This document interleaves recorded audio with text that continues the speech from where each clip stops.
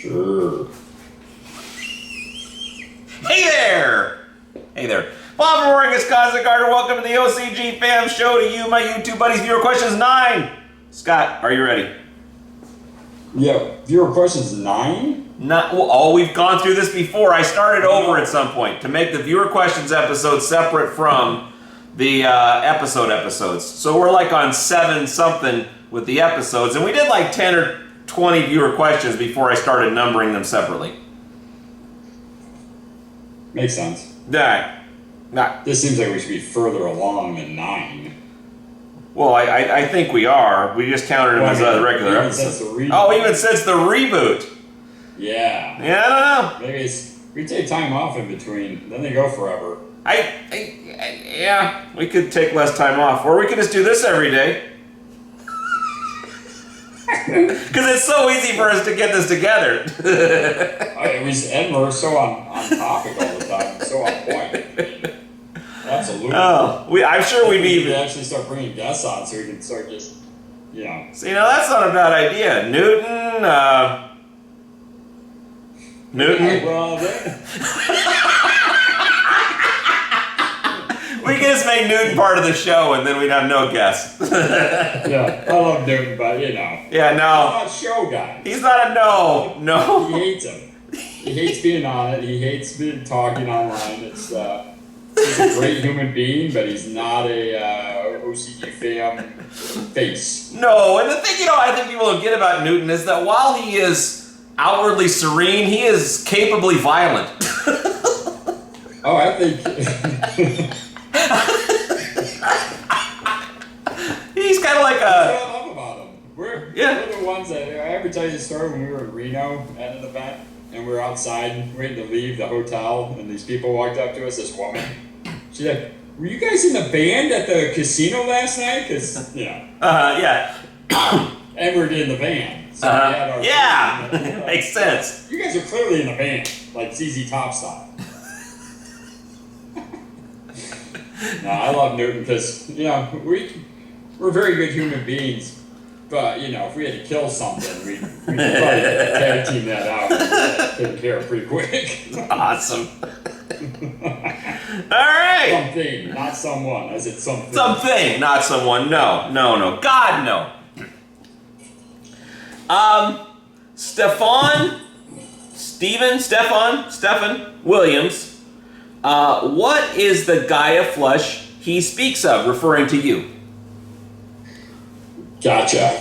I'm guessing that was probably from a show we discussed having high pH issues in potting soil or... Yes, trying to lower your pH, and you saying that Gaia was more effective than Herc as a lower the pH flush situation. So what would you still use, the Herc or just the Gaia, or what would that be, and how would that fit into a... it's too high.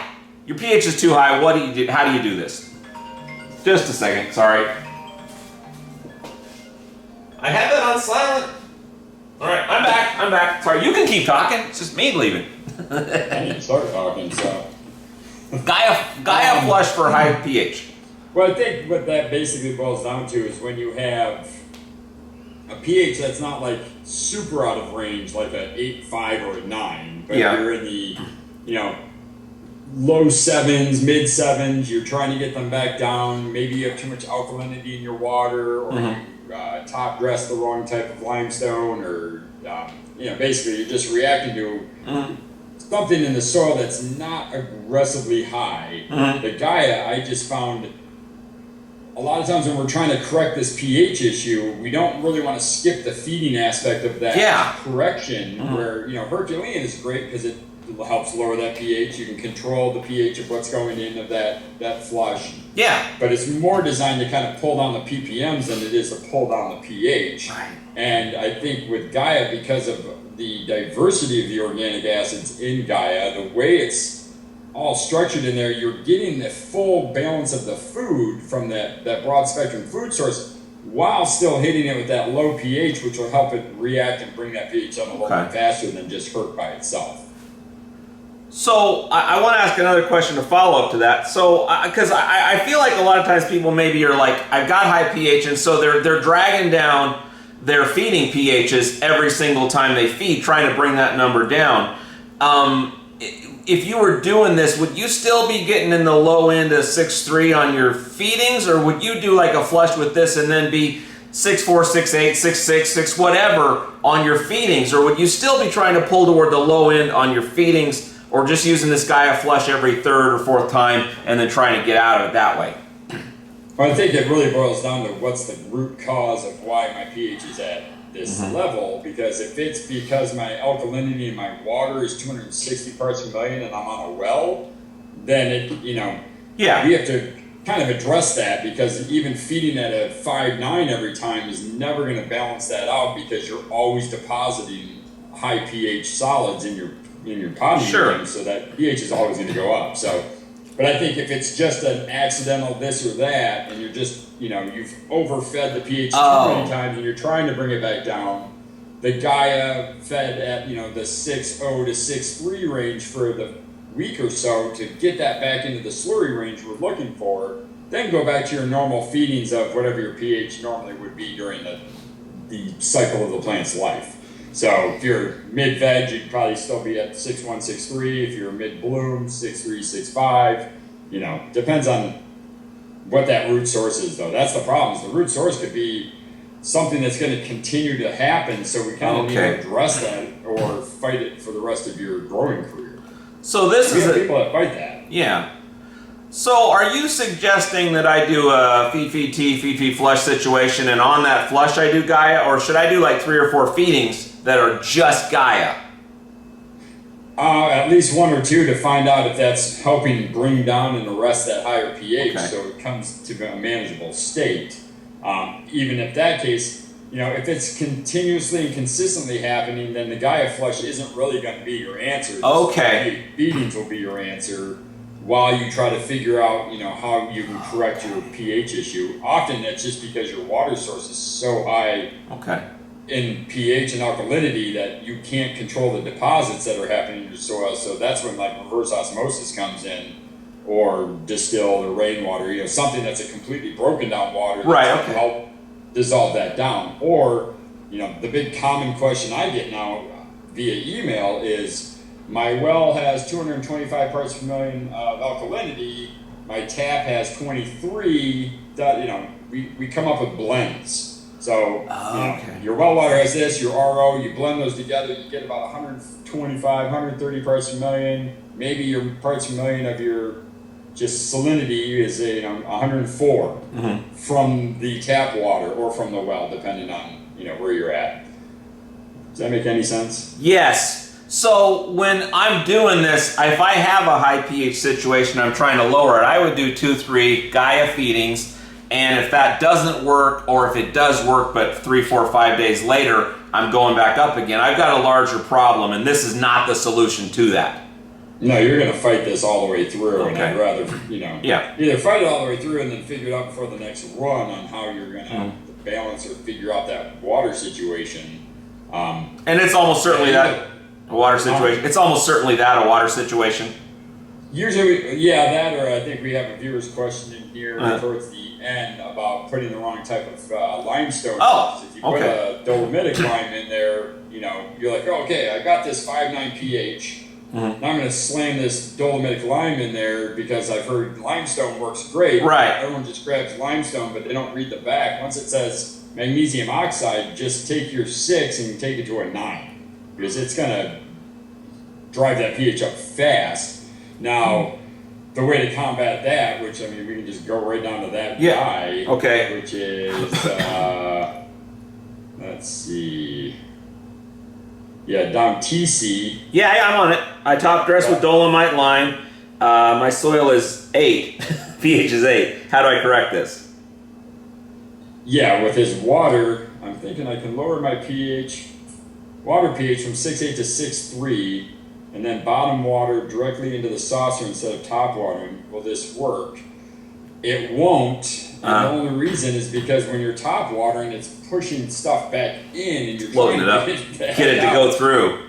Okay. Yeah, so you're better off literally with, some Gaia feedings and dropping that pH down in like the 6.1, 6.0 range and trying to get that dolomitic lime to react and get it out of the soil. And it will come down, that pH will come down. It doesn't last very long with dolomite. The limestone will last the whole season, but the magnesium oxide part becomes pretty soluble and disappears. So, okay. Yeah, you're going to want to get a much lower pH, but I never recommend watering from the bottom personally because it pushes salts and pushes acids. It pushes it all back up and nothing ever freely drains out. So you don't ever really get the release. You get buildup. And that's like an unnatural state of affairs for this kind of a plant. I mean, it would never flourish in nature in any kind of, because that would be a swamp, basically. Yeah, I mean, I've seen them like in dry feet and they tap into the wet. Yeah. I mean, people that do poorly with nectar bottom feed with nectar, and people who do better with nectar top feed with nectar. So one back to it question. I'm doing a Gaia flush. I do just the Gaia and water. I do that 1, 2, 3 times. What pH am I setting that at? Depends on where your starting pH is. I mean, what did you say the starting pH was? I think he said 8. Oh, you're talking about well, the other guy didn't say. The other guy just said, what is this Gaia flush you speak of? Yeah, the Gaia flush is literally if you're in close to range and you don't have to react heavy duty, 7 to 7.5, start trying with the Gaia flush so you're not skipping a feed. Okay. If that doesn't correct it, then you're going to have to address the water issue. But would you go like try to shoot for 6.3, 6.2, 6.1 somewhere down low to kind of pull it down, or just let it do its thing? Yeah, no, 6.1 to 6.3, anywhere in that range. So I'm still feeding the plant that's in Gaia, but reacting the alkalinity with the acids. So the low side is 6, but not the high side or mid side of 5. You want to be as low as you can, but still in range. Well, you're still trying not to skip a feed. Because if you go 5.7... You're not feeding it. Yeah, great. You reacted everything. You've killed all the microbes in the soil, potentially, and you didn't feed anything because the pH is so out of range that all you're doing is reacting the limestone. So you're better off trying to flush in the range of the feed that you're trying to give them, so that way you're reacting the high pH, but you're also offering a food source at the same time. Because they can eat that food at 6.1, but they're not going to eat the reserves at 7.2. So anything that doesn't get absorbed still needs to be reacted to the pH. Okay. Good answer. Good answer. Jack Bender, could I use a cut from a mother plant grown with hydroponic nutrients and switch that cut to nectar? Yeah. That's what everybody does, right? Dispensary. That's what's happened. No, it's pretty common, but the hard part is just be prepared that you are changing the lifeblood of this plant or its food source. So it's used to being hosted by a plant that eats the salts or the synthetics, and it's totally available. Now the plant has to convert and change to working for its food or having the microbial bodies in the soil break food down and make it available. So you're changing the food source. Be prepared for a couple weeks of an ugly looking plant, but once it acclimates over, they take right off. So in my head, even if I was growing hydro and I had a mother plant, I probably had that in soil just sitting somewhere and I'm taking cuttings off that. Is that not the case? Not always. A lot of these guys will have a bucket system that just has a mom in a bucket, like a 5-gallon with a lid, and feed, recirculating and growing monsters.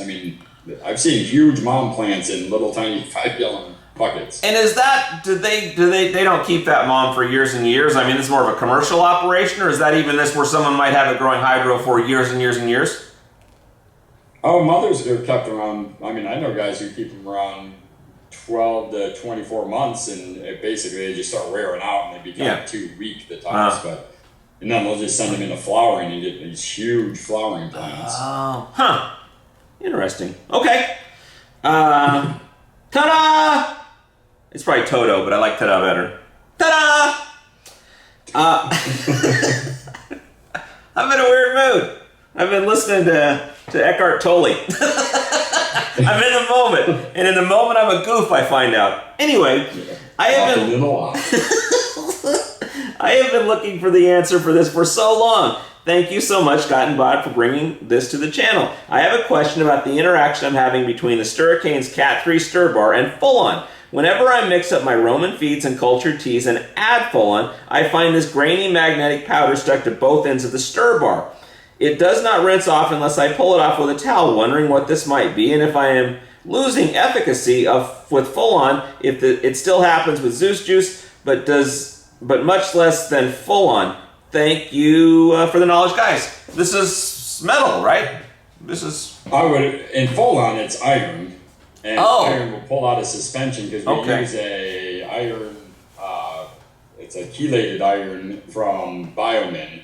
And it flat out it pulls it right out of suspension. It's pretty crazy stuff. Yeah. So you're not missing anything because a lot of that's in suspension, and with the humic acids and the fulvic acids. I've yet to see it with our Zeus because that's just pure humic and fulvic from BioAg. So I'm not sure what would be being pulled out of humic acid other than, I'd have to see. It might be being pulled off the bottom of the bucket. But this is not the micronutrient minerals. No. You're still getting 98% of what you should be getting from Full-On, even if that, because your plant's not eating that tiny fleck of iron that's being pulled out of suspension from the Biomin. This is kind of a byproduct of the process, kind of something that's in there to make it work. If you look up Biomin organic certified iron, liquid iron, that's what it is. So, well, what is its purpose? Sorry.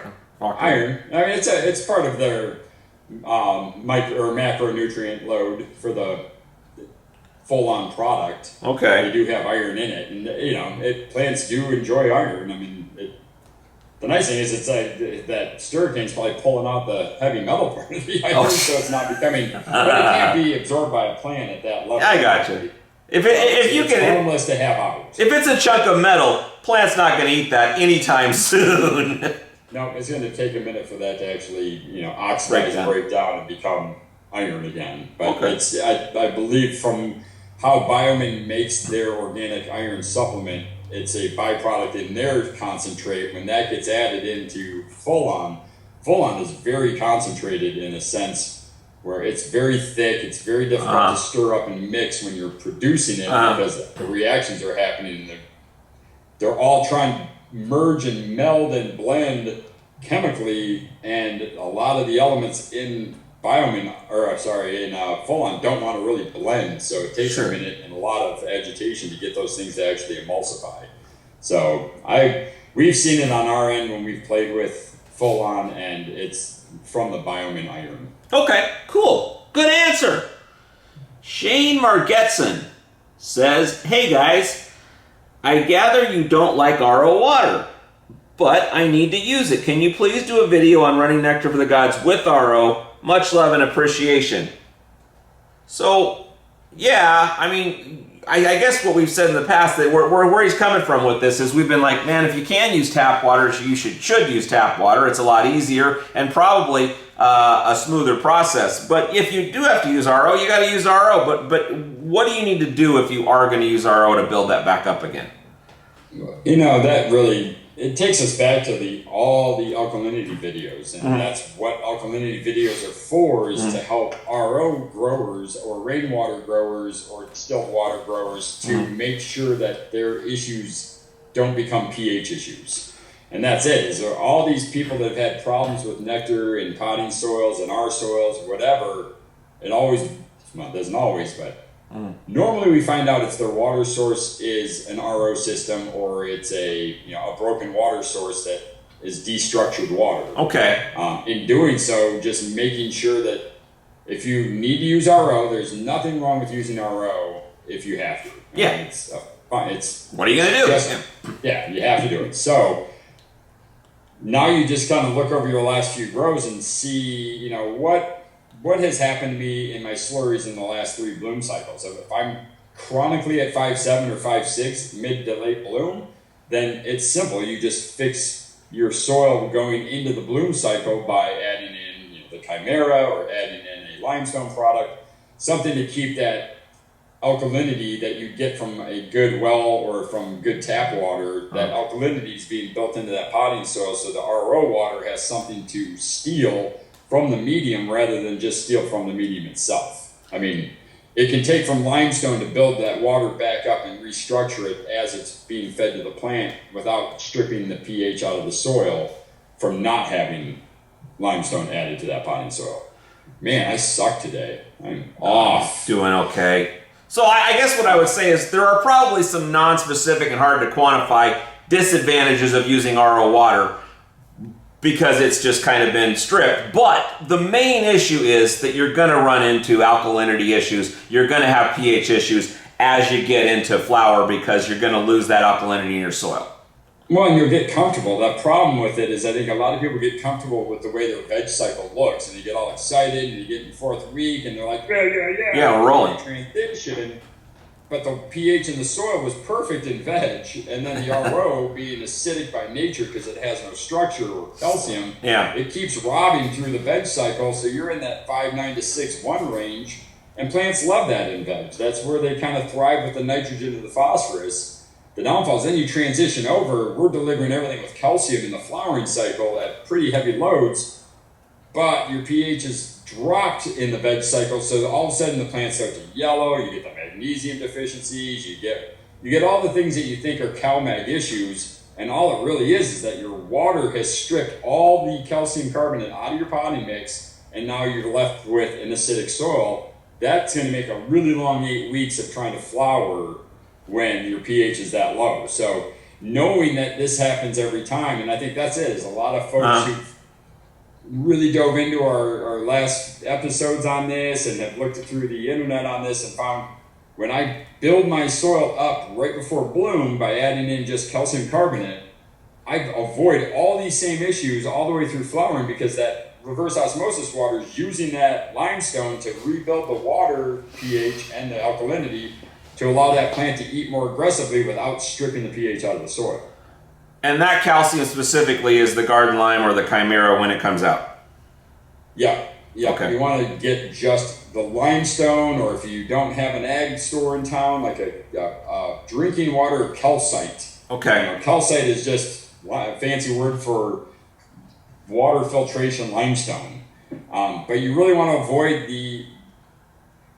there's a time and place for gypsum, there's a time and place for dolomite. A lot of people want to go there because everybody carries Espoma's garden lime. The downfall is Espoma's garden lime is magnesium oxide, which is really designed to take hydrangeas and rhododendrons and flip their colors in the garden. And it's like, we're not trying to flip our colors, we're really just trying to get that calcium back into the soil so the alkalinity builds up and the pH maintains versus stripping it all out real fast with no limestone. So in this moment, easiest solution, OCGFAM.com, down to earth garden lime.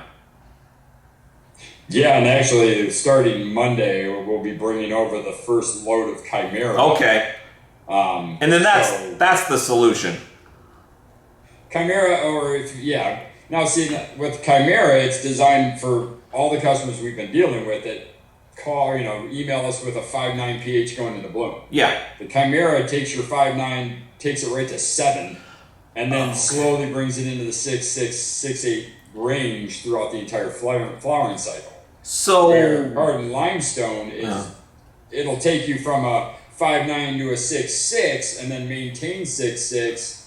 And the big difference, really, chimera, we put everything in a pig bone and a limestone and a powdered bone, so you're getting a bloom enhancement at the same time we're fixing your pH correction.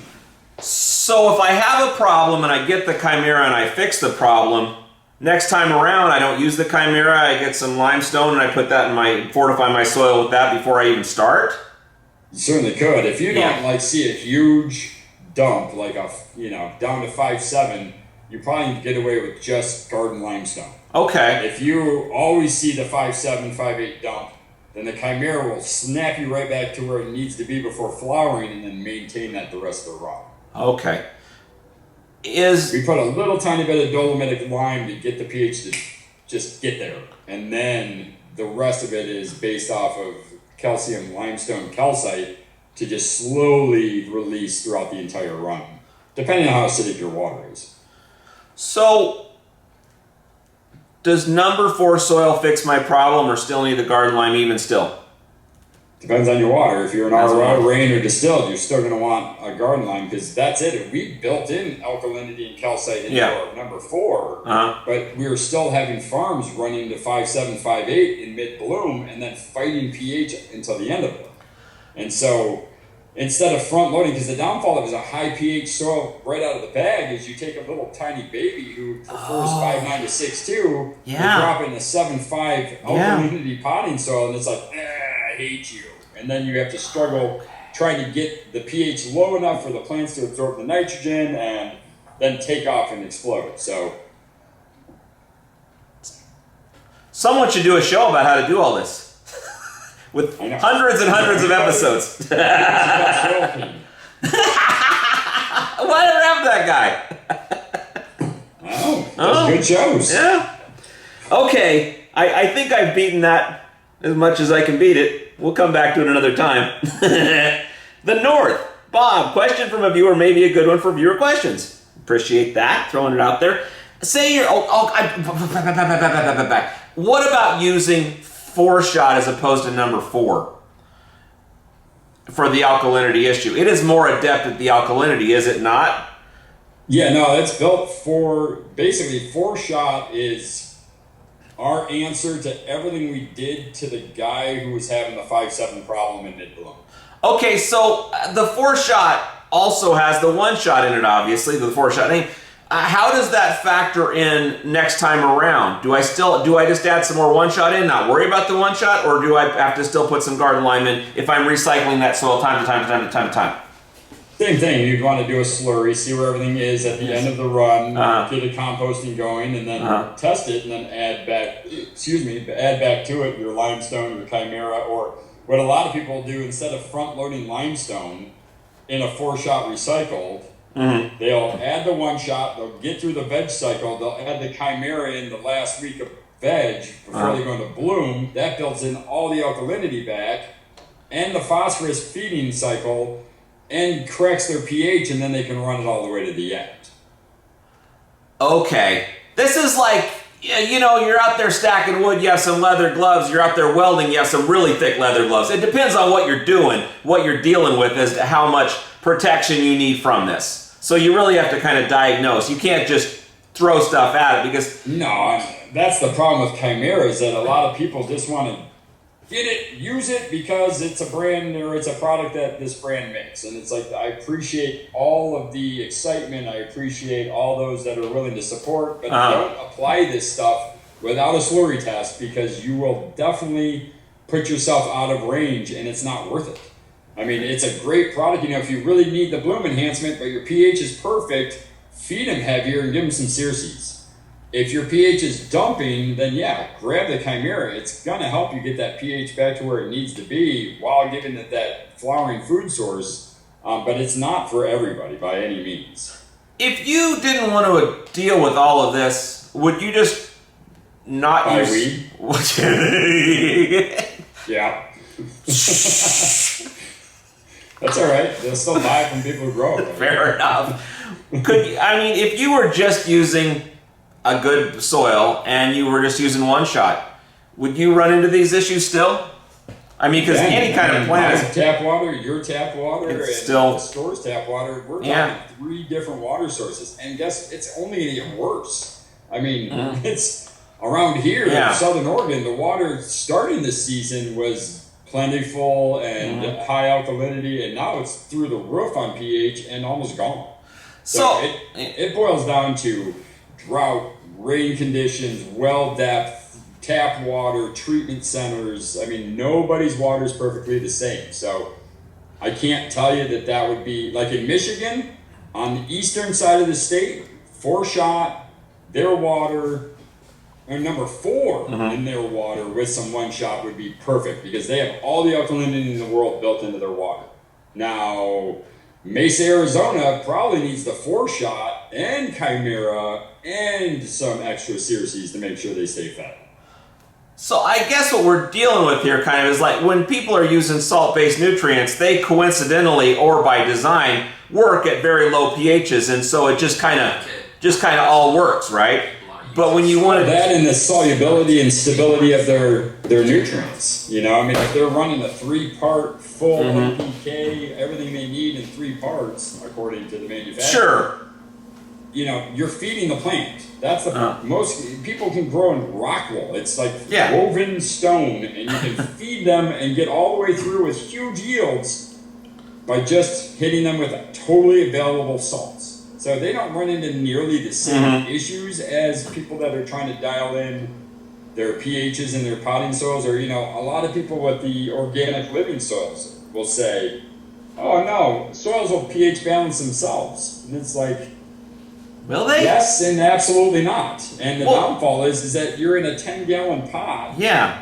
And you're feeding, let's say, you're feeding them just rainwater at 5.7 pH. Well, that's going to strip everything out of that living soil and make it unavailable to the plant. So even then, you still have to be cautious or conscious, at least, about your water source. Well, you know, there's a lot of soil down in Death Valley, and there's places in Utah where you'll drive for an hour or two and not see a tree. Because the soil has balanced itself out to where it works just fine for what it wants to grow there. But we're picking what we want to grow. So I guess what I'm saying is that this is not necessarily a problem as a feature of trying to be more thoughtful about growing your plant, that you're going to have these issues. Well, and that's it. It's if you want the turnkey success pot grower game, we're not your guy. No. How many times have you gone to a picnic and you get like 3 Toll House cookies from 3 different families, and they're all different, like volume, thin. You're like, what the hell? Do you melt your butter before you put it in there? Between elevation and oven style and how hot or cold the freaking butter was, that's what boils down to what makes these cookies. That's how we look at all of our growing, is that we're literally creating this recipe for our kitchen, our grow, and you kind of have to dial that in. Now, you can't take that cookie cutter model and go, hey, Sarah, run this. Hey, Mike, run this, because Mike has different lights. Mike doesn't have an air conditioner. Sarah's got a 3-ton mini split and an HVAC system that can keep the humidity down. He runs LEDs. He's running metal halide. I mean, how many variables can we throw at this thing? There's no cookie cutter. But this is that you can work with those variables. This is a way to make what you want. If you just want to knock something out, think to get there. You're not. You have to think, and we will never apologize for creating a line that makes people think. And I think a lot of our growers reach out and say, I love this line because I have to actually troubleshoot. I have to think. The resources are here. You guys have been able to provide us with so much information. All you have to do is go find it. But at the end of the day, they love being able to manipulate what they got, because even 4 guys in the same community growing the same stuff, they all grow unique stuff because of the way they do what they do. Good answer. Good answer. We're going to go back to north. Was I on north? No, okay. I know where I am. Boy, I went off the rails there, didn't I? I asked one dumb question. We talked for a long time. The north. Bob, question. We're just going to move into it. So, say you're in 4-shot and using Roman line because you're a terp searching maniac that can't be tamed, and your ppms are constantly mid-200s to 300s. What, or better yet, how do you recommend using microbes, reinoculates, and products like Bigfoot, Microbe Life, Blacksmith, Recharge Cultured, etc.? Is there any fear of hammering every feed T flush? And should I even up my microbe application? I gave full on last round at 2 milliliters every feed through flower. I did notice what seemed to be a micronutrient deficiency on the top of the plant around the cola. I digress. What say you about microbing during hammer time? LOL. P.S. There is SLF added every time a drop hits my plant and soil. Keep your bowls packed and soil living. Peace. So I guess what he's asking is, when you're really feeding your plants, can you make that better with the microbes? Are you making it worse with the microbes? As far as not just on your tea day, but is there how do those affect pushing more food into your plants to really hammer it? Well, that's just it. I think the problem, like what I'm reading here, is if you're constantly at 200 to 300 in the soil, which means the plants are eating everything you've given them. And a lot of people I even hear will get even below that, so the plants become starving. And so the big question is, why do I need microbes to make more food available if there's no food to be made available? That makes sense. So Sure. no, I would always push, as long as you're inoculated, you're not killing off these microbes at a heavy rate. So Yeah. when you've added your mycorrhizal, they should survive at least 6 to 12 months in the potting soil living. You're not killing them. The bacteria from PhotoPlus, the bacteria from these EZTs, all of those things are colonizing and living in the soil and eating everything that's excess that you've given to the plants to consume. Yeah. They're eating it, and it's clear because you can see it in the parts per million in your slurry. So when that happens, becoming more feed-oriented rather than the feed and the microbes to clean up the excess feeds, because there's nothing really to clean up. Right.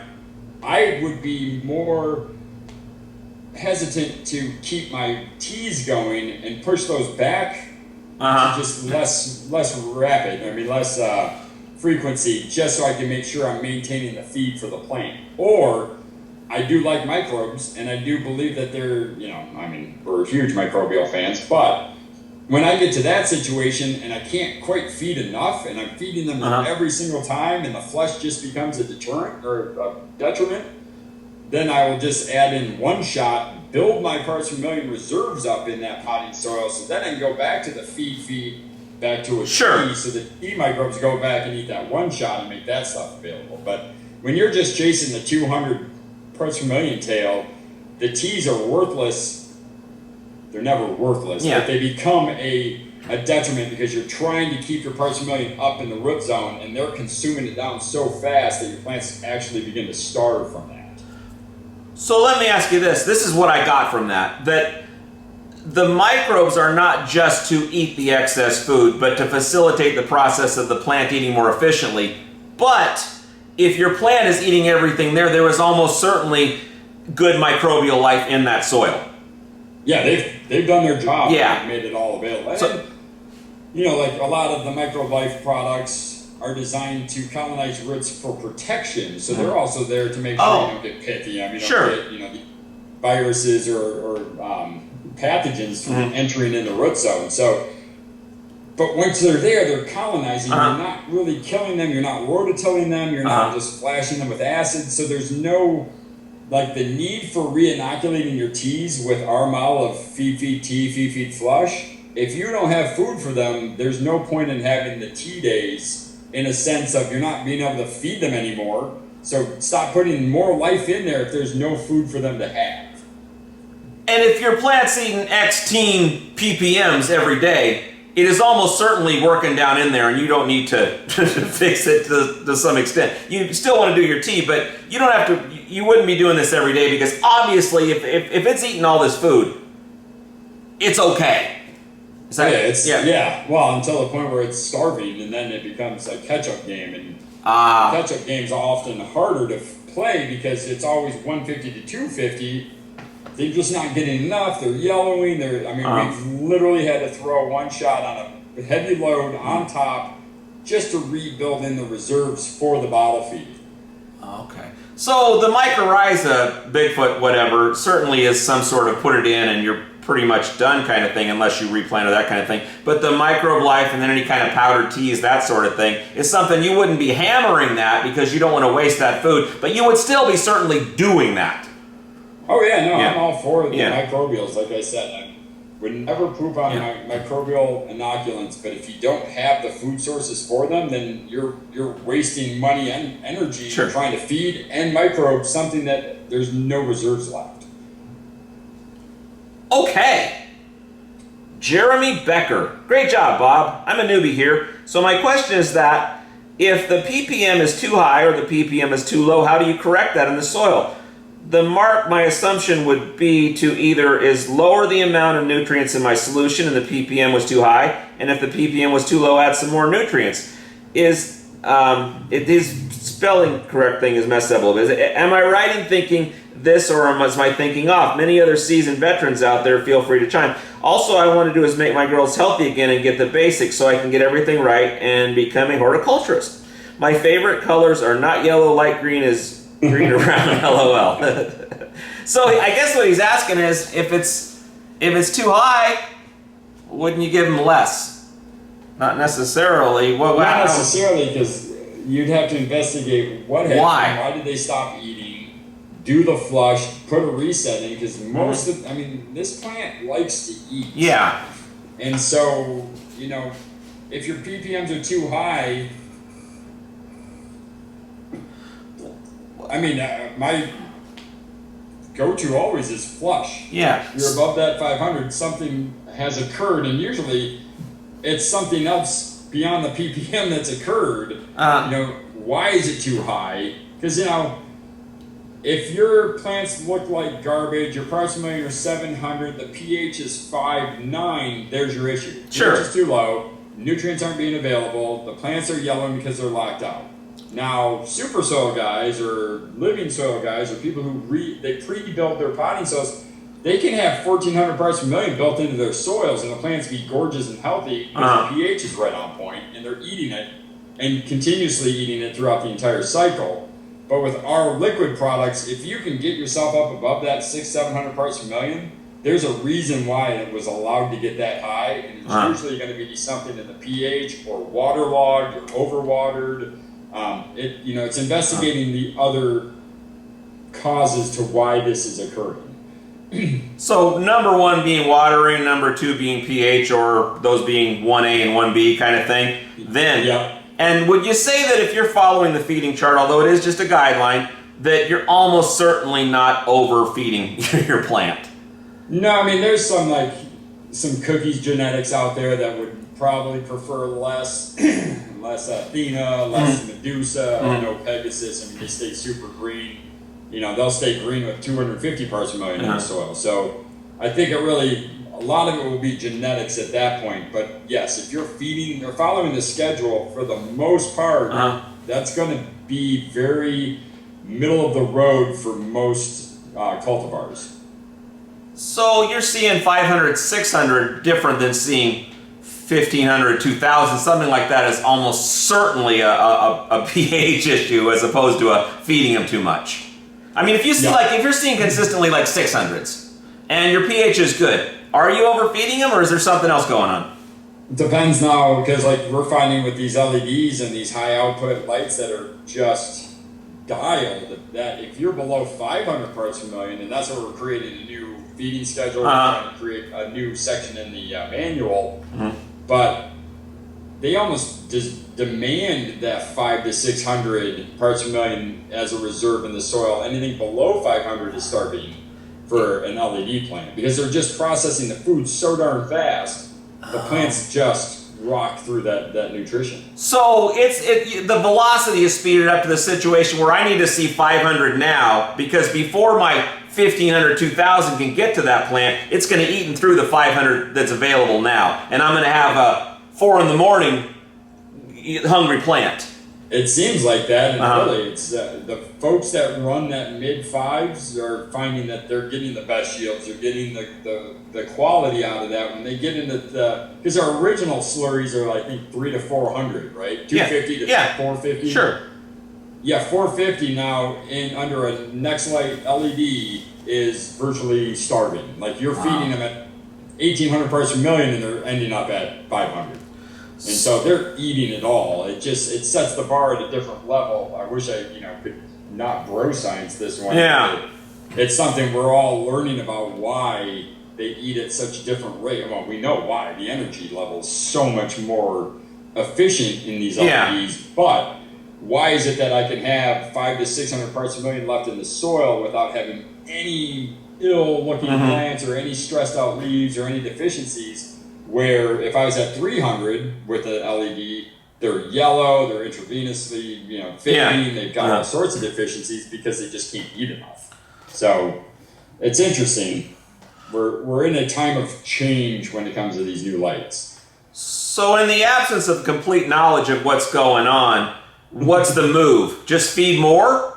Or is there a nuance to just feed more if you're working with LEDs? In LEDs, it's figure out how to feed more or build in a reserve. If you talk to Botanic Assassin out in Chicago, he's like, man, if you don't put one shot in the soil and feed with these new LEDs, you're probably going to miss your yield point. But if you can blend them all together, and still feed. Now you've got a recipe for crushing it because you're giving them everything they need and a reserve to go after when you're not being fed with a bottle. Are we top dressing that one shot through the grow, or are we mixing it at the start? What are we doing there? If we're with an LED situation. Either way. Okay. I mean, you can pre-build it and then check it. If you pre-build it and you're like, man, I'm at 900 with these LEDs, you get into mid-veg and it's down to 400, you can top dress again. And That's also, the nice thing about one shot is you can keep top dressing little amounts and then keep checking and measuring. but I won't see a 0 ppm if there's one shot in my soil. I will see some of that. Shouldn't. No, I mean, but I mean, I can measure the one shot just as I can measure the liquid nutrients in the. Does that make sense? I know there's. It'll be elevated because you're taking a little tiny, fertilizer ball, solubilizing it, so it's going to show you've got X more ppms than you would with just the bottles. But don't panic because you've solubilized something that isn't available until it's completely saturated and leaching out. So I guess what I'm saying is if I slurry tested one shot, I wouldn't see 5,000. I would see 500 or 1,500. Okay, I would see those nutrients there in a slurry test because the time release factor is what I'm getting at. But I will see what's available to the plant as part of my slurry number. The time release is that it's time release because rarely do we take the top layer of our soil and then let it sit in water for 5 straight minutes completely soaked and then drain it out. Because it just does. If you did that, then you would probably have higher parts per million being released in the upper level of the soil to the plant. So, let's say I'm doing one shot to supplement because I'm in LED and I'm feeding and stuff like that. Am I backing off on my microbials because I don't want my microbials eating up that one shot? Not necessarily. Yeah. Okay. I mean. Because at that point, everybody's eating and doing well. You can always top dress more one shot, and if you're going for yield, you better be feeding both the microbes and the plant. Sure. Okay. Carolina guy, hey, how much Herc are you pushing max? Cultured Biologics is excellent from beginning to end. SLF always. I see you do. What helped me because I get what you're saying was growers recharge stuff. I think this is in relation to the video about that Tim did with recycling the soil, which he had a concoction that I don't know if you remember this. There was a bunch of stuff he put in there, and I think we've kind of over time coalesced to where that's not a good idea, but that the one shot as a thing may make a lot more sense for recycling soil. So what I'm asking, I guess, and what he's asking is. I'm not sure what he's asking. Because the Herc thing threw me. Because I guess what I was asking is if you do recycle your soil just using the one shot, where do you get with that? But I'm not certain what he's saying exactly here with the how much Herc are you pushing max.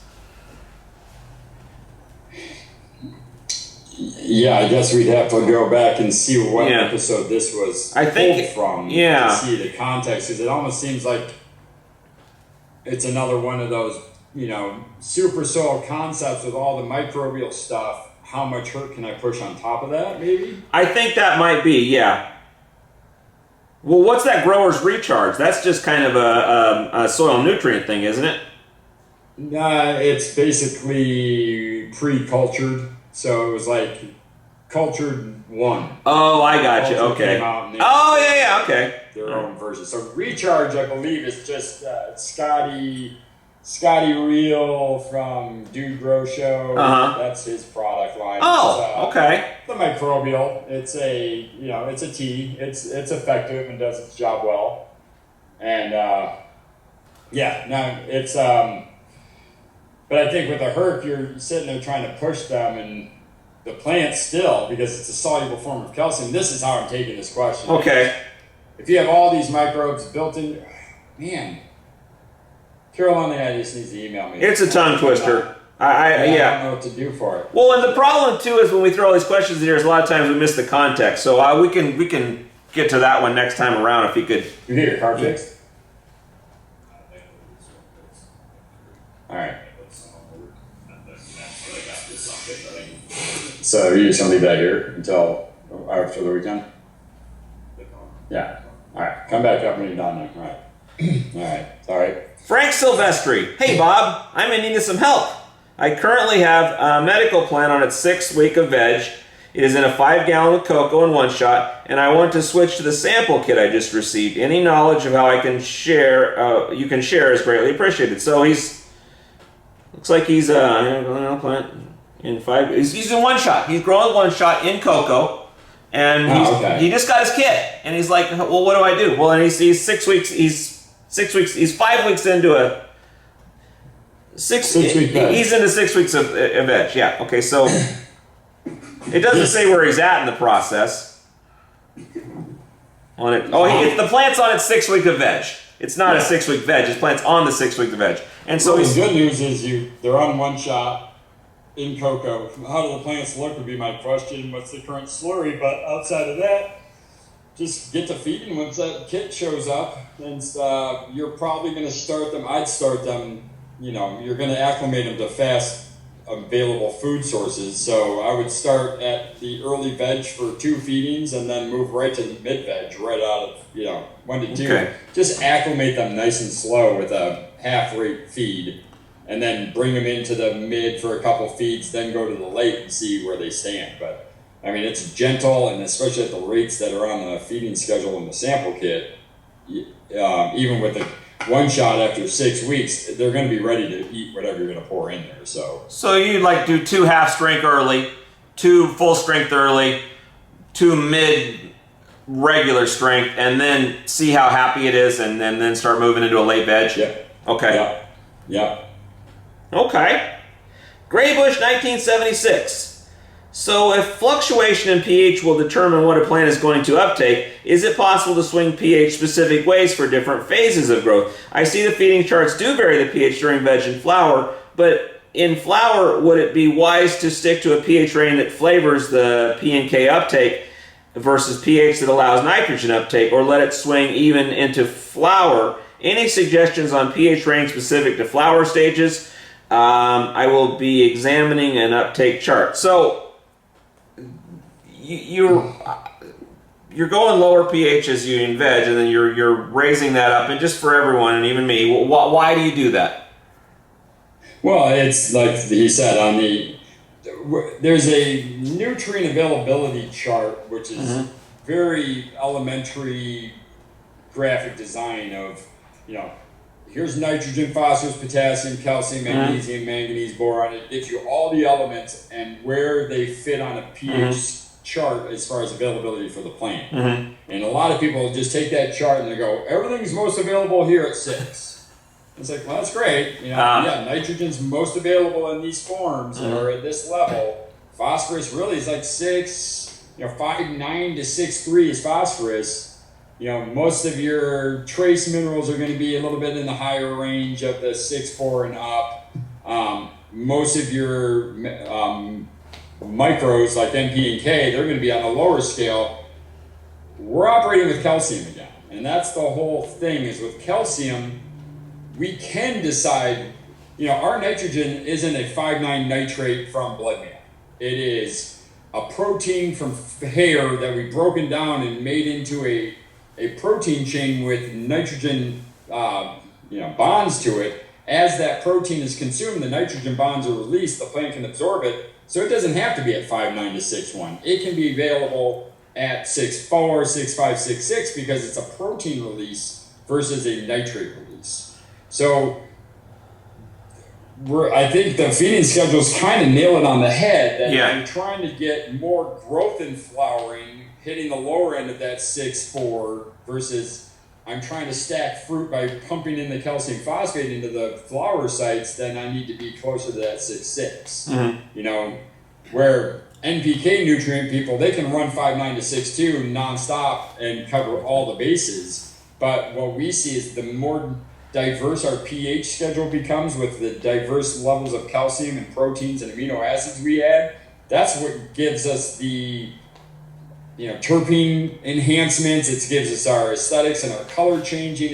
It helps us tweak the way the plant is expressing itself by giving it different levels of pH to allow the plant to absorb different elements from different forms of calcium. Does that make any sense? It does. So let me ask you this. So I'm deep into flour. I mix my mix up. I put a little up in there, and it comes out 6-1.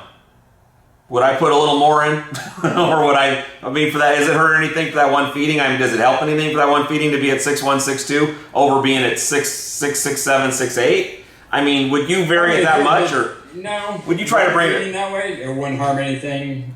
5 feedings that way could reduce the soil pH and start bringing that down, and then bring everything out of range. So I mean, I try to make sure that, like, if I'm in veg, I'm hitting that 6 to 6.3 because I'm never putting too much limestone in the soil where I'm going to put the veg cycle out of pH range by putting too much alkalinity in. Versus if I'm in flour, my pH in my soil is perfect, and I accidentally mix up 4 5.9 feedings, it's going to the ill effect will be what it does in the root zone, not so much what it's going to do for the plant. The plant's still going to be able to eat a lot of that nitrogen out of there, the phosphorus out of there, but it's not going to get the calcium that we want. So you're not putting in you're not getting an efficient feed at a low pH in the flowering with our line. So sticking to the guidelines, anywhere in there, you're fine. I mean, I got guys who'll pump 7 in knowing their genetics really well. They'll start feeding 6, 8 through 7 to really enhance that flower oil, that flower smells, the terpene profiles. They push their pHs to kind of dial those in. So it really comes down to figuring out your genetics, how they respond, your potting soil, and just not trying to swing it so far out of range because it's not going to benefit you in the long game. Okay. But I get in there and I'm at 5.9. I accidentally glop a little too much. I'm at 6.6. I'm not trying to get back to 6.4 on that particular feeding. I'm just going to go with it, and I'm going to learn from that. And next time, I'm going to use a little less and just try to work with there. But you don't have to. It's not a hanging on tight kind of thing. You're not. No, this isn't like a model kit where if you don't put this part to this piece, it's going to not going to work. So you can definitely mess up a couple times, no problem. A few times, very little issues. If you mess up all the time, again, no problem. But the soil and the previous feedings and the plant itself and the microbes and all that stuff are going to tend to even this out in the short term, but not in the long term. Yeah, and that's where the living soil guys come back into play, is that is their motto, and that is their philosophy, is that when you screw up, the microbes will keep everything in balance, and generally can, except for if you're just consistently giving them bad input. Sure. They will eventually shit on you, and you will have nothing. Yeah. They're like, okay, this is what we're doing. 7-2, let's do it. That sucks. Oh, well. Nobody gets out of this alive. So, okay, Chris Salty Banana 77. So again, I ask. Sorry. I know you answer the guy. Can flushing also be bounced? What I think he's asking here is we talked about the up and down of the pH in a feed, and I said specifically in feed in that video, I remember. Would you also bounce with your flush? Yeah, I mean, you certainly can. If your slurries come back and they're completely out of range with ppms and pH and everything's just out of whack, yes, you can bounce your flushes the same way, where you can kind of control, am I flushing this to bring my pH back down? I think we discussed that a little bit with Gaia. Or am I correcting this high ppm, but I want to maintain my pH that's in there, so I'm going to match that, my flush, to my pH in my soil while I'm pulling the sodium or the parts per million out. So you can bounce your flushing, not a problem. It's, again, just figure out why you have to bounce the flush, and try not to do it every single time. Well, I guess what I'm asking here, and I'm not sure if this is what he meant. I think what you answered is the question he asked, but it brings up the question I have is, like, you know, you want to have a little variance in what we were talking about, a little variance in your pH as you go to move those nutrients around, the availability of them. Feeding. That's not the case when you're flushing, am I correct? The flushing is clearly that correct. It's a corrective action to flush, or a preventative action. So if you're just doing a preventative and you notice your pH is a little high or a little low, you can adjust that flush accordingly. So you would either just not worry about it, or you would use it as a tool to bring up or down. You would not vary it around just randomly. No, because that's not my control. My control is my feed. That's what I'm trying to control. Okay. The flush is a correction to make sure that my next feed is going to be efficient. Okay. TC, I top dress with Dolomite Lime, 4 tablespoons for a 5 gallon. I guess he means 5 gallon bucket. And my soil is a pH is 8. How do I correct this? I'm thinking I can lower my water pH to 6.8 to 6.3 and bottom. We already did this one as part of the other thing. This is the one we already talked about. Kind of helped is just don't do the bottom water, and the hard part will just be water them with feed like that 6.3. Just feed them. At 6.1, 6.3 for a handful of feedings, then recheck that pH. Dolomite is not long lasting, so yeah, you got high. Yeah, your roots are like not real stoked, but you can feed past it and you can hydrolyze it, so it will go away. But a lot of people I know will use like a heavy sulfur solution. Like a food source with a lot of sulfur in it will bring your pH down fast. I don't like that myself, only because the sulfur can eliminate your microbial field pretty quick. That's what you do to protect fruit, is you hit it with sulfur and it keeps mold and mildew and bacteria off them. So I don't do this all. I think your Gaia feeding would be better to get your pH back down there. So you do 1, 2, 3 Gaia feedings at 6.2, 6.1, 6.3, 6. Yeah, unless I'm in flowering, then probably nothing less than 6.3. Oh, sure, I'm in veg and I got that problem, and I still have a week before going into flowering. I'd just do a bunch of 6.1, 6.0, Gaia feeds to just help break that dolomitic lime back down. Jennifer Lebo, how about using a yucca wetting agent with sulfur for brevipalpus mites? They're tiny like russet mites, and sulfur is one of the few effective miticides for them. But wettable sulfur just spots up the leaves. I'm going to try yucca wet with it and see how it goes. Thank you.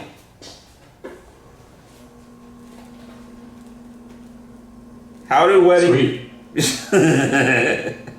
No, I mean, she's on the right track. He's going to find that that's going to be his best option. That'll work for him. Okay. All right. Yeah. I don't know if you want to get into this. We were going to talk about stuff.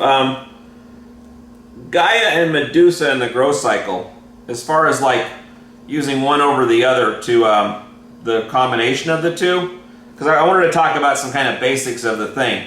Why do you switch? I mean, because it looks like you use both of them all the way through, but you use a little more Gaia at the start, a little more Medusa at the start, a little more Gaia at the end. Yeah, it comes down to the amount of nitrogen proteins in the Medusa versus Gaia. So Medusa is definitely designed more for a growth food. And then when you reduce it down, because in flowering, the flowers still have vegetation within the flower itself. So having that really mild nitrogen protein in there helps promote the growth of the vegetation in the flower. So we don't like taking it completely out unless you're running cookies or some kind of heavily consuming nitrogen monster. But having them start with more Medusa, less Gaia, so you're giving them all the vitamins, all of the phosphorus, all the rooting stuff with Gaia, and the potential of flower transitioning foods, where Medusa is giving them all their veg foods they're trying to eat and grow and develop their tops. And then when you transition into flowering, you just switch them over so you have your Gaia, which is going to be more bone meal based, more vitamin based, more elements to feed the fruit, and the Medusa drops down and becomes more of a support feed for the nitrogen proteins and the things that you're trying to develop the fruit with. So if you wanted to like budget and get off of a bottle or two, removing the Medusa out completely in flowering, adding in Pegasus as your feather protein at half to 1 teaspoon per gallon will get you that same flower growth that Medusa was without having to put the Medusa in. So it's literally just switching numbers. It's like GH has a 3-part. Yeah. Grow, bloom, and micro. That's what I was getting at. Go ahead. Feeding schedule and grow. It says grow. You go 3, 2, and 1. So like 3 teaspoons, 2 teaspoons, 1 teaspoon. Then in transition you go 2, 3, 1, and then you go into bloom. It goes 1, 2, 3. So they literally just they're playing the nut and ball game with you, trying to hide the shell. Not nut and ball, but the shell game. It's all we're doing here is our Medusas are grow, our Gaias are bloom. They both have beneficial elements for both cycles. Right. But you enhance the Medusa because of the proteins make more nitrogen available. In flower, you enhance the Gaia because you're getting more of the phosphorus, more of the elements that we're looking for to make the flower happen better. What I'm hearing is that you could vary these to save some money maybe, but if you use both of them full strength all the way through, the plant's going to take what the plant wants. Pretty much. Pretty much, yeah. The rest feeds the microbes and they deliver what the plant wants or lets that solubilize and push out. So that's the nice thing about natural and organic products is that they don't force feed the plant. So if they're not being used or utilized or wanted, they can just be pushed out with water. Okay, that's a show. The OCGFAM show. It's pretty good. It happens every day. It's the OCGFAM show. See you tomorrow.